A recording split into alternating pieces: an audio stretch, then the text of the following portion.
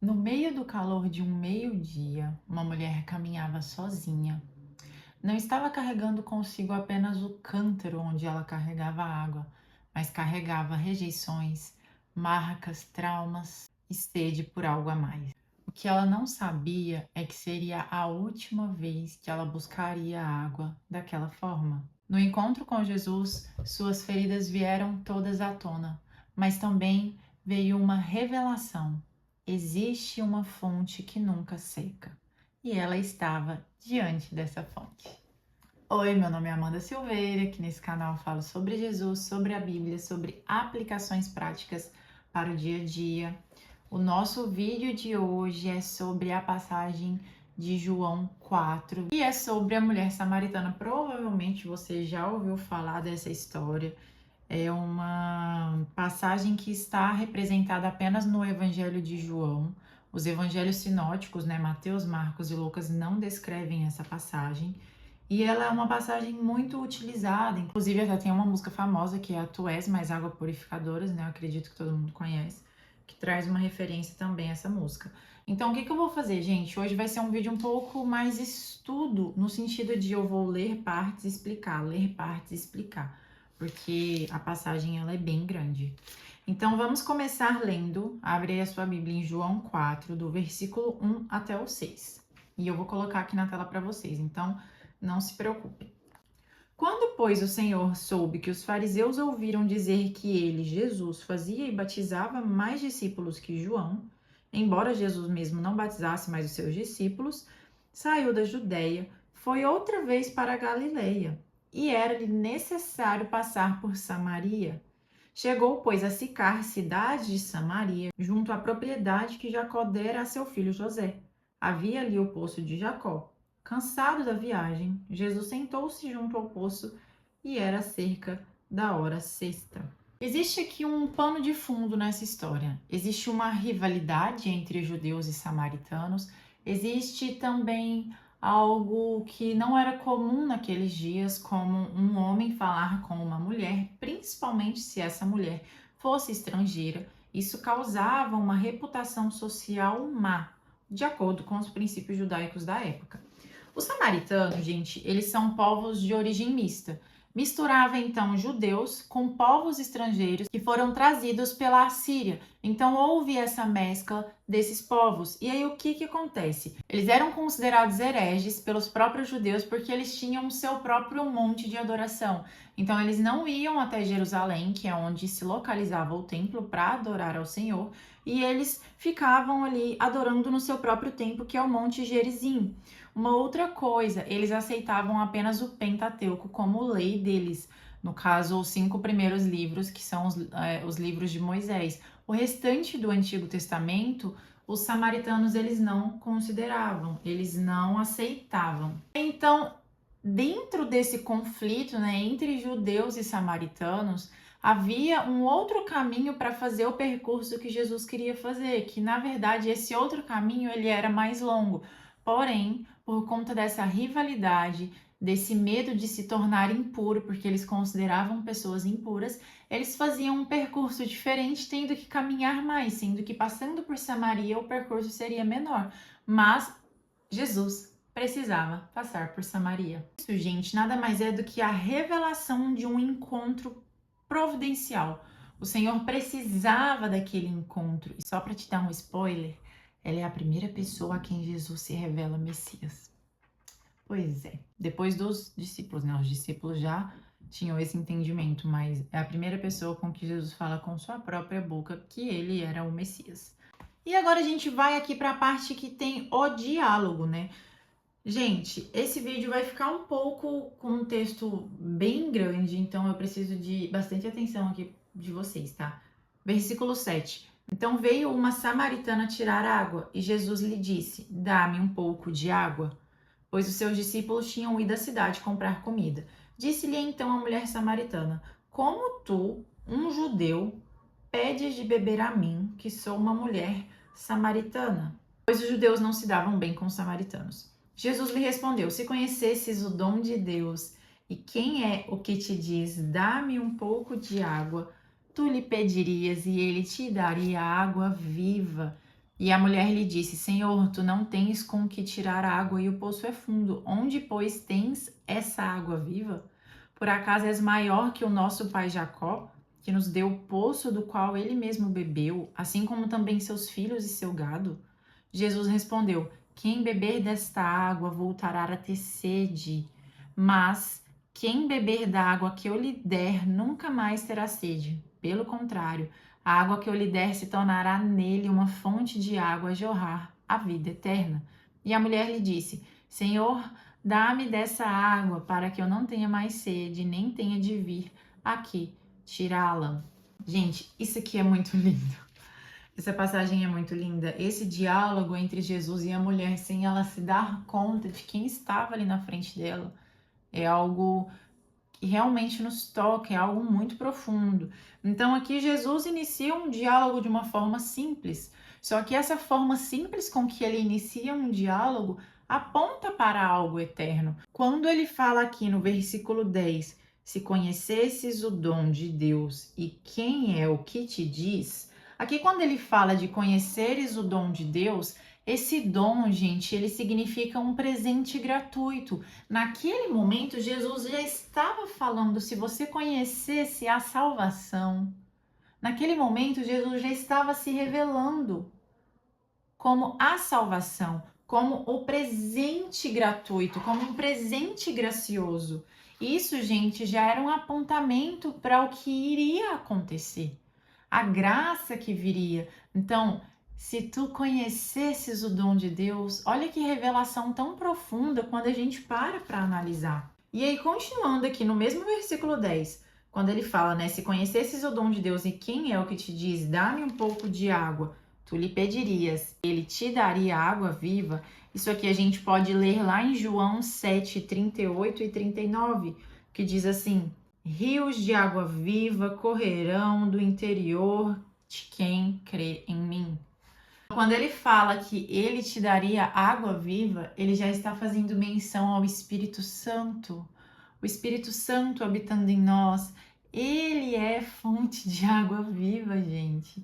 E ele já estava falando isso para aquela mulher que, para a sociedade da época, era considerada impura.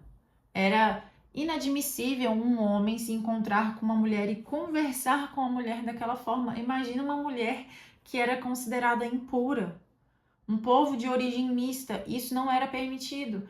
Mas Jesus veio para quebrar todas as barreiras. Jesus veio para provar que mulheres têm um valor, sim. Jesus apareceu, quando ele ressuscitou, gente, Jesus apareceu primeiramente para uma mulher.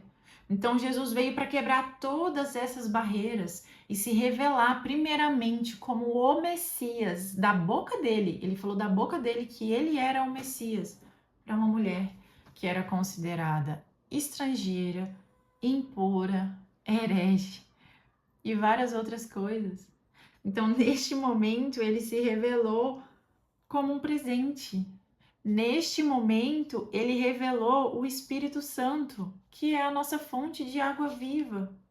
Ele é a nossa fonte de água viva. A gente pode fazer uma referência, então, dessa passagem com Isaías 55, versículo 1. Ó vós, todos os que tendes sede, vinde às águas. Todos vós que tendes sede, vinde às águas. É um convite. Nós que temos essa sede espiritual, esse vazio que eu já falei aqui várias vezes para vocês, é um convite. Vinde às águas. Quando nós temos sede, nós queremos água, mas quando a gente preenche essa sede, quando a gente quer matar essa sede com coisas que de fato não vão matar, vamos pegar um exemplo aqui.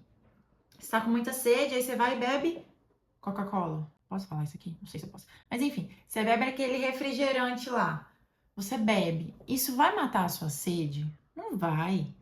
Porque a sede que o nosso corpo precisa, o que o nosso corpo de fato precisa, gente, é de água. O nosso corpo precisa de água para se hidratar, para se reconstruir, para não ressecar, para não ficar inchada, né?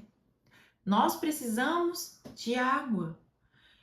E olha que lindo a forma com que Jesus se revela, a forma com que ele revela o Espírito Santo. Ele nos presenteou Deus nos presenteou com o seu dom, um presente gratuito, gente, assim, sem nada em troca.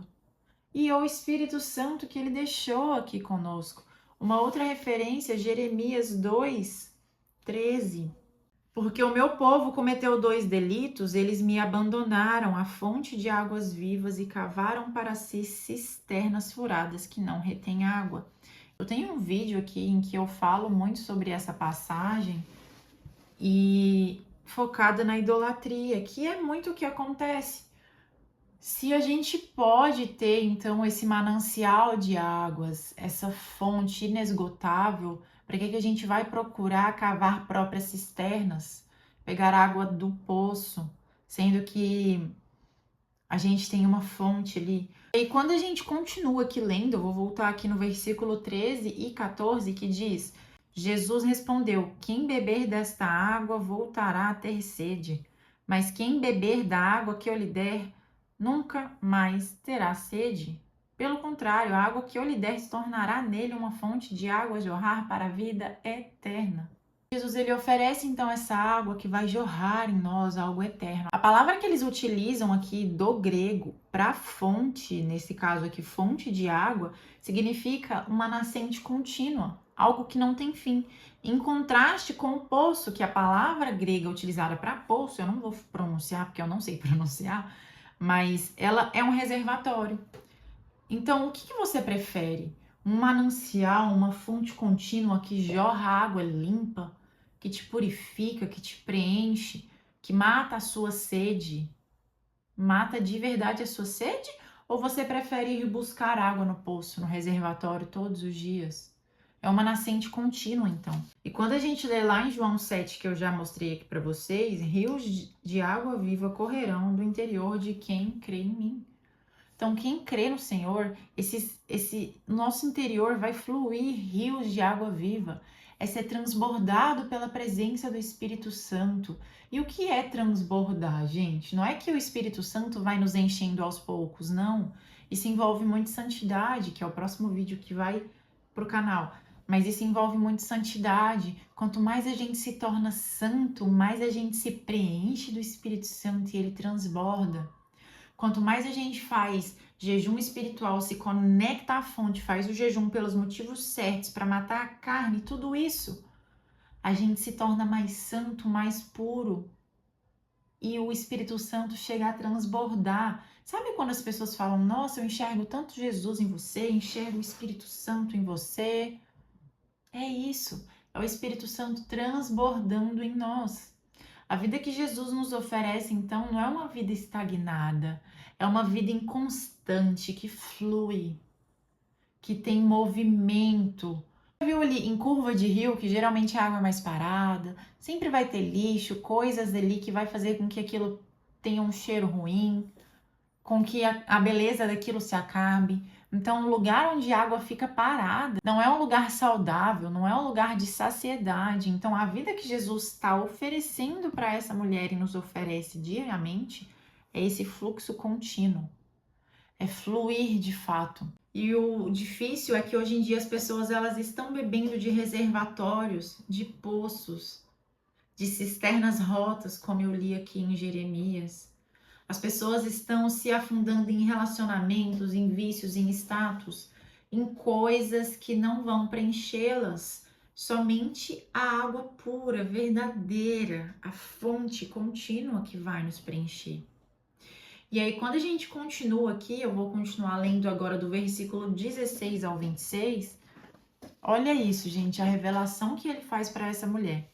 Então, Jesus lhe disse: vai, chama teu marido e volta para cá. A mulher respondeu: não tenho marido. Então Jesus afirmou: foste sincera dizendo não tenho marido, pois já tivesse 5 maridos, e o que tens agora não é teu marido. Isso disseste com verdade.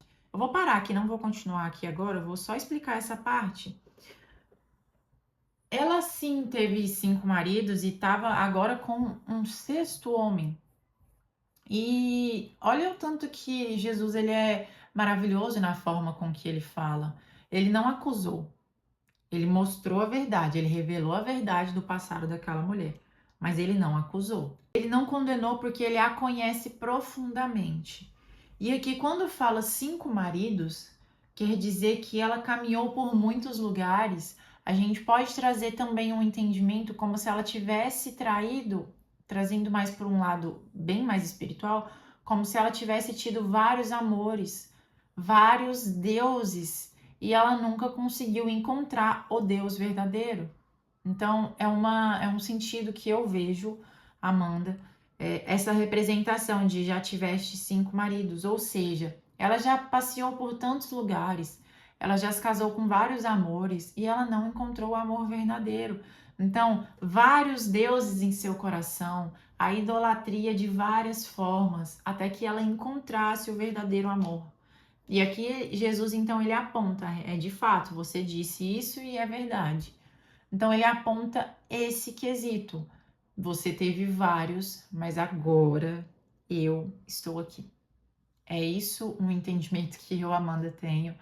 E acredito que representa muito hoje, os dias de hoje, quando a gente tenta preencher e matar essa sede com diversas coisas que eu disse anteriormente.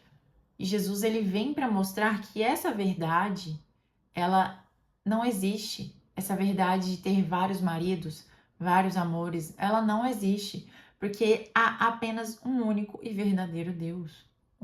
Apenas um, gente, que é o Deus dos deuses, o Senhor dos senhores, o Rei dos reis. E aí, continuando, fala: E a mulher lhe disse: Senhor, vejo que és profeta. Nossos pais adoraram neste monte, vós dizeis que Jerusalém é o lugar onde se deve adorar. Jesus lhe disse: Mulher, crê em mim. A hora vem em que neste monte nem em Jerusalém adorareis o Pai. Vós adorais o que não conheceis. Nós adoramos o que conhecemos, porque a salvação vem dos judeus. Mas virá a hora, e de fato já chegou, em que os verdadeiros adoradores adorarão o Pai em espírito e em verdade, porque são esses os adoradores que o Pai procura. Deus é espírito e é necessário que os que o adorem em espírito e em verdade. E a mulher respondeu: Eu sei que o Messias, que se chama o Cristo, vem. Quando ele vier, nos anunciará todas as coisas. Jesus lhe disse: Sou eu o que estou falando contigo. Eu vou parar aqui. Aqui tem muita revelação, muita coisa em pouca passagem. Quando Jesus adivinha, né, que ela acha que ele adivinhou esses 5 maridos dela, ela entende que ele é um profeta. Mas não é que Jesus adivinhou. Ele, sendo filho de Deus, ele já sabia quem ela era. Aqui ela fala que ele é um profeta. E aí ela traz para o monte, né? Eles adoram ali naquele monte e que não podem ir a Jerusalém. E o que a gente pode entender disso aqui? Quando Jesus responde assim: Virá a hora em que os verdadeiros adoradores adorarão o Pai em espírito e em verdade. Aqui a gente tem que analisar o em espírito e em verdade. O em espírito, quando a gente pega da palavra original do grego, significa pneuma. O grego falado assim é pneuma. E esse pneuma, ele revela então uma interioridade, revela uma realidade espiritual. Então, quando a gente fala adorar em espírito, é orar em espírito. É você estar conectado em espírito com Jesus. E quando ele fala verdade em espírito e em verdade, não significa mais uma geografia. Não significa mais que você precisa de um espaço físico, ou seja, no Monte Gerizim, ou seja, no Monte de Jerusalém, mas não. Significa uma revelação. A verdade que ele revela. É você adorar em espírito e em verdade, então quer dizer que você vai adorar com todo o teu ser, com toda a tua alma, por conta da revelação que ele é o Messias, por conta de tudo que ele passou por nós. Por conta de tudo isso, nós conseguimos adorá-lo então em espírito e em verdade. Imagina você viver naquela época em que você deveria viajar alguns quilômetros não morando em Jerusalém para ir lá no templo de Jerusalém adorá-lo. Imagina isso. Olha o privilégio que nós hoje temos. E olha o privilégio dessa mulher em ficar sabendo isso em primeira mão. E aí aqui quando ela fala, eu sei que o Messias vem, Jesus responde: sou eu o Messias. Gente, que revelação mais linda. E sabe, quando a gente pensa em adoração verdadeira, né, falando em espírito e em verdade, a gente tem que lembrar da passagem de Deuteronômio que fala que amará, pois, o Senhor teu Deus, aí de todo o teu coração e de toda a tua alma. É isso que nós precisamos. E quando a gente lê Romanos 12:1, exorto-vos pelas compaixões que apresenteis o vosso corpo como sacrifício vivo, santo e agradável a Deus. O nosso corpo é um culto racional ao Senhor. Então, o que nós temos feito com o nosso corpo, nosso templo, que a Bíblia fala que nós somos a igreja. O que nós temos feito com o nosso corpo? Como nós temos adorado ao Senhor? A gente espera chegar no domingo para adorar ao Senhor? O que a gente faz com esse de domingo a domingo, entre um domingo e outro? A adoração em espírito e em verdade, então, ela envolve o seu corpo, o seu pensamento, os seus sentimentos, as suas ações, a sua alma, todo o seu espírito, todo o teu ser, todo o teu coração, tudo que é interno, vindo à tona. E como que você faz isso? Você ora em espírito. Como que você faz isso? Amanda, não sei, pois peça ao Espírito Santo. Não existe como ele negar um pedido assim. Quando você se debruça e fala, Espírito Santo, me conduz em oração, me ensina a orar. Gente, a verdadeira oração é a oração sincera. O em espírito e em verdade é uma oração sincera. Isso é em espírito e em verdade. Então, que nós possamos fazer do nosso corpo um culto racional, consagrado ao Senhor, adorá-lo a todo momento, orar a todo momento. E aí, quando a gente continua aqui, a passagem de 27 até o 30 fala: então os seus discípulos chegaram, se admiraram de ele estar falando com uma mulher. Todavia, nenhum deles lhe perguntou: o que queres ou por que fala com elas? Então, a mulher deixou ali o seu cântaro, foi à cidade e disse ao povo: vinde, vede um homem que me disse tudo o que tenho feito. Será ele o Cristo? Saíram, pois, da cidade e foram ao encontro dele. Olha que transformação! Aquela mulher escondida pela sociedade, que ia buscar água no momento mais quente do dia, ao meio-dia, que aqui fala sexta hora, né? Ao meio-dia, o momento mais quente para se esconder. Jesus veio para quebrar as barreiras, todas as barreiras sociais, todas as barreiras étnicas, religiosas, para alcançar um coração sedento. E olha como que ele alcança. Ele se revela como Messias. Ele revela o Espírito Santo. Ele revela que nós o adoraríamos em espírito e em verdade, não apenas em um templo, que não seria necessário, porque o Espírito Santo habita em nós. O Espírito Santo habita em nós, gente. E ele fala conosco. E ele fala. E aí, nesse momento, a mulher deixa ali seu cântaro. O cântaro era aquilo de... Deixa eu ver se eu consigo uma foto, eu vou colocar aqui. Então, o cântaro era onde ela colocava a água. E ela deixou o seu cântaro para trás. E ali ela entendeu que a sede dela foi saciada. Ali ela entendeu quem era o verdadeiro Messias. Jesus é reconhecido, então, depois que essa mulher evangeliza e se torna uma missionária de seu nome, como o Salvador do mundo, como diz aqui no versículo 42. Já não é pela tua palavra que cremos, pois agora nós mesmos temos ouvido e sabemos que este é verdadeiramente o Salvador do mundo. O que eu quero trazer com essa mensagem para vocês? Que Jesus, ele está em busca e disponível para qualquer pessoa que esteja sedenta. Enquanto você procurar cavar cisternas rotas, enquanto você procurar cavar seus próprios poços de água, você não será saciado. Independente do seu passado, não importa o que você viveu, não importa quanta coisa ruim você fez, em Jesus tudo se faz novo. Não importa a sua etnia, não importa o seu gênero, não importa a reputação que você tem, não importa o quanto de maldade você fez. Não importa o quanto você destruiu a sua vida, mas quando você se volta para Ele, se arrepende e entende que quem vai matar a sua sede é Ele, tudo se faz novo. E eis aqui um convite para você. Ele está te chamando. Ele é o Messias que transforma vergonha em missão. Ele transforma tudo que ele toca.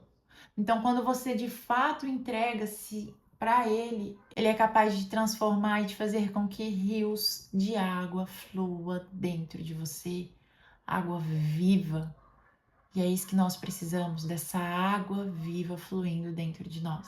Se você gostou desse vídeo, curte, se inscreva, ativa os sininhos, compartilha, porque quando você faz essas coisas, principalmente quando você curte, o YouTube entende que meu conteúdo é valioso, entrega para mais pessoas e assim a gente consegue atingir um maior número de massa para que as pessoas conheçam o nosso Jesus. Um beijo e até o próximo vídeo.